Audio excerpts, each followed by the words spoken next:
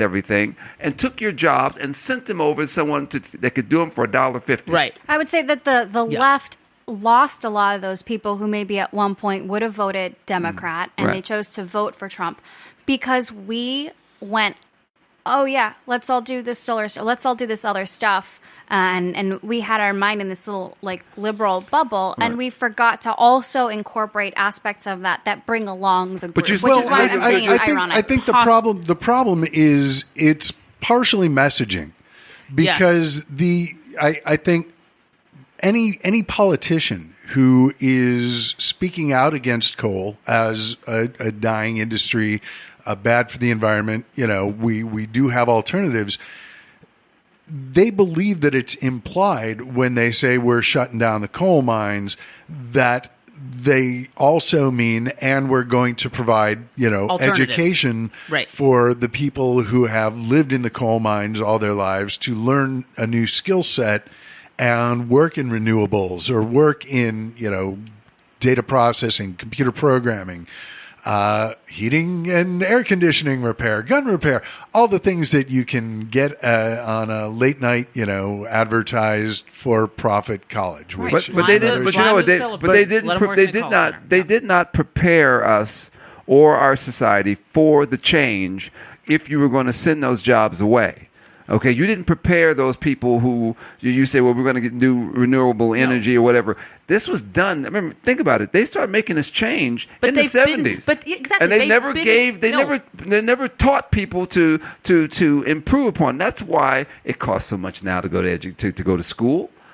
What is it now? To get a college education? It's right, but that is the nature of America. I mean, we had look at the steel mills. Look at what steel came in. People had jobs. There was a cheaper way to do it. They left everybody. Look at those towns. Look at how they've been raped. They've been left to die. Right. And then they've done that with coal. They did that with textiles in Massachusetts, Rhode Island, Connecticut. Right. Those places. That's where the opioid crisis. It is the nature of capitalism. It is the nature of America to go where there's cheap labor, go where there's people who need jobs, and then find something cheaper and leave. Mm-hmm. I mean, I hate to say that's nothing new. That is what we have been doing. Right. Well, you have major companies like they're also very upset with Amazon and all the different people who come in, and you give them all these incentives, right? And then they come in and they're good for a while, and then they.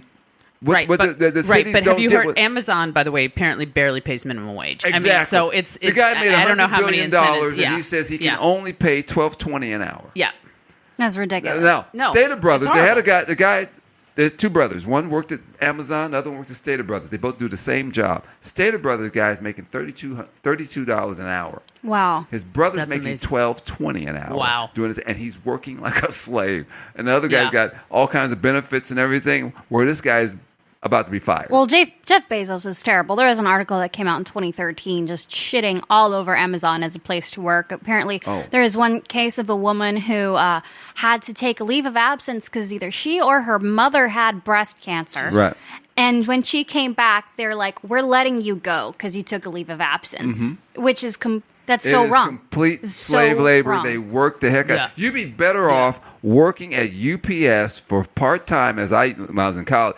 I mean, you work for 4 hours, but at least UPS, you're making $20 an hour to do that job because you were loading and unloading, but it was only for 4 hours. You didn't work 8. You worked 4 hours because you're a college kid, whatever, you work and then, you're out of there. But these guys they're killing these people. And they fire them left and right. Hey, Dave, what was the topic we were on? I told you. Did I say it was switch? Yeah. We were talking about Russia. Okay, Russia. Communism versus capitalism, or communism and socialism as it is interpreted and spewed to the masses by Fox News, Breitbart, and all the other folks who embrace fascism under the guise of I think fascism gets a bad rap, Dave. I just wanted to say, Dave, people always say that they don't want socialism because they say it's so expensive. How much are our taxes here? Okay. We're not getting, they pay high taxes. We're not getting what Denmark. We pay for. Well, that's the problem. Is the amount that we pay in taxes could be going to programs that help Americans, but instead, with the budget that was just passed and signed this week, we're doing corporate welfare to military contractors. Okay, Can I just say that I think that gets a bad rap. And as an economist, I'm going to admit something really embarrassing to you guys, which is that when I first heard about the Trump budget 2 years ago, back when he was running and he released it, and that he was going to lower the corporate tax rate, I was happy. Here's why. I work in market research, and I'm always looking at these news articles and what's happening. And for a long time, especially during the last few years of the Obama administration, there was an exodus of major companies. They're moving their headquarters overseas. Now, that's a much bigger problem, in my opinion, than even the manufacturing jobs, because those are middle-class jobs. Those are six-figure income jobs moving to Ireland. Why? Because Ireland has really low corporate tax rates. That's why they're putting their headquarters there. That's where... And if we want that money back, which I estimated through some research is like $2 trillion worth of assets that are being held overseas so that we don't tax them, we have to lower the corporate tax rate. We can't just have the corporate tax rate be whatever we want because it makes us feel good. We have to react to what's going on outside of our country. Well, right, but when you look at where did I see recently that paid absolutely no corporate taxes? Who was it? Help me out. Well, Apple. I know Apple was over zero corporate taxes. So I don't understand. I do not understand this concept. Seriously, like when you say no corporate, like there are these huge corporations paying no corporate taxes. How is that okay? But I was going to say that was Apple, who was over in Ireland, who had their money over there, and then they said, well, we're going to give back $38 billion. $38 billion is nothing to you of what the money that you've made. And he said, the CEO of Apple said the reason why we went to China is because the people are better skilled over there. Well, yeah, they may be better skilled, but you also know that's cheap labor. And the Americans are not going to work for that kind of money that you're offering them. And you took that over there, but what blows away, we give you incentives and you send us a product back. You send us a product back that, we have to pay $1,000 for a cell phone? Oh, yeah. Oh, and by the way, it's not just Apple, though. It's companies like Zimmer Biomet, Medtronic. Right. Oh, my God. Many absolutely. that moved to Ireland. Well, I think partially the problem is messaging because, I wasn't alive back then, but I've read about it in the history books. You look at World War II in America and the war effort, and people were gas was being rationed, rubber was being rationed, all these things, these industries that, were turning their efforts to supporting the military. And people were willing to sacrifice for the sake of patriotism, for America. And you don't see that anymore. Yeah, I understand economically, companies are going to chase the lower tax rate.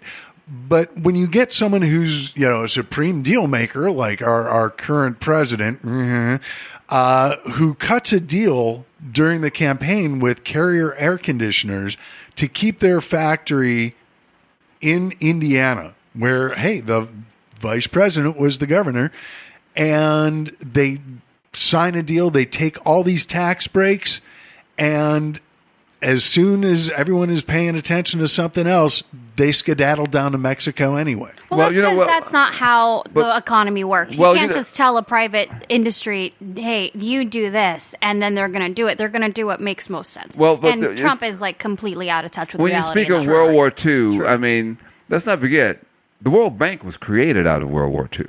Well, and that was how, J.P. Morgan, all those guys, J.P. Morgan was already giving loans to the Brits. They were already cutting deals. We rebuilt all of Europe, which is the reason why we became a superpower. It's because it was our people from America, the Bushes and everybody else who were involved, and all the bankers, they were involved in rebuilding Europe, Germany, all of that. And also, remember, we were a much more innocent, we were innocent then. People, they had people in these cities basically building the bomb. They didn't know what they were doing. So, then we had Watergate, and we realized that government's, very likely a bunch of crooks I'm not saying all of it or all the time, but certainly that gave us an inkling into what government was capable of. And I think the world changed. And I think, the idea of sacrifice, people are much more jaundiced, as well they should be. I mean, they should be. Yeah, I think that, we have so many distractions now that the average person they're not paying attention. I think we're exhausted. We're exhausted, but we're paying attention more. If nothing else, what this election has done for us, it has woken us up. But I think it's a matter of what we're paying attention to. What we're being distracted by these days is largely social media. And going back to what I forget who was saying it earlier, but everybody is in their bubble, and a lot of people don't have the critical thinking skills to be able to figure out the difference between, Huffington Post and the New York Times on the left, or, if you want to go to something, more, I don't know any right-wing rational news outlets. I suppose Wall Street Journal, Standard. Maybe Weekly Standard. There we go. Forbes. They aren't, noticing a difference between the Weekly Standard and Breitbart or Fox News. I will say that you brought up a very... I don't even think a lot of the whack job Trumpers know what the hell the Weekly Standard or Breitbart... I don't even know if they know what that is. I think you know that what you were saying. I don't even think people know what critical... I've had people ask me what critical thinking is. There are a lot of people that don't know what critical thinking is, and I'm sorry, they don't. No, they don't. Know they don't. They do not. To get them to figure things out, that is the big. They don't know. No, I've had that conversation with adults. Kids. I would say you'd have to. I would say to them, you have to critically think and how to break something down, how to find out what the issues. Ask questions. Yeah, pros, cons, different things. But adults. They don't. A lot of them don't even think about that. It starts to get so much into ego. When people are adults, it's not about thinking about a problem and figuring out what are the pros, what are the cons, how does this work, what are the nuances. It becomes, I'm right, you're wrong, bow down to me and admit that I'm right. And especially, I don't understand I see it a lot among men. I'm sure it's right among women, some women as well. You get these guys who, no matter what, in their personal life, will not admit that they are wrong. You can even tell supervisor. them. An ex-boyfriend who I could tell him, oh, we got boba on Thursday. And he's like, we didn't get boba this week at all. And I'm like, no, I have... drink? Yeah, they drink. Like, no, I literally have the receipt. We got boba You're like, on I Thursday. held those balls in my mouth for a very long time. I remember when I had balls. I know when I've got balls in my mouth. Exactly. You haven't had boba? It's there's these tapioca balls. Yeah. So you drink it. Yeah. Point being, if they can't even admit that they are wrong in a day-to-day situation, they're especially not going to admit that they're wrong and critically think I dated a cop a while back, and when we broke, we're still friends actually. The lead, David. But when we broke up, she's like, "Well, why are you breaking up?" I'm like, "It's because you're a cop." She's like, "You're breaking up with me because of my job?" I said, "No, it's because even when you're not on the clock, you've got the cop mentality. Even when you're wrong, you're right." And I think that's been one of the biggest problems, and I saw it a lot leading up to the election. A year and a half ago now, with dealing with Bernie Bros on Facebook, and Hillary's just as bad as Trump. It's like, no, right? I'm not going to argue with you about I'm not dumb enough to think she's not influenced by corporations and Wall Street interests. But if you think the two of them are the same, you're a fucking idiot. Mm-hmm. Well, don't call me stupid. Well, stop being stupid. Which brings us back to Russia, and then we'll get back to Facebook. Okay. One of the big issues this week I was going to say one more thing. One more thing, just about the hypocrisy of shitting on capitalism because it's not about the group. What the hell is a corporation if not a group of people standing up for their own interests of the group?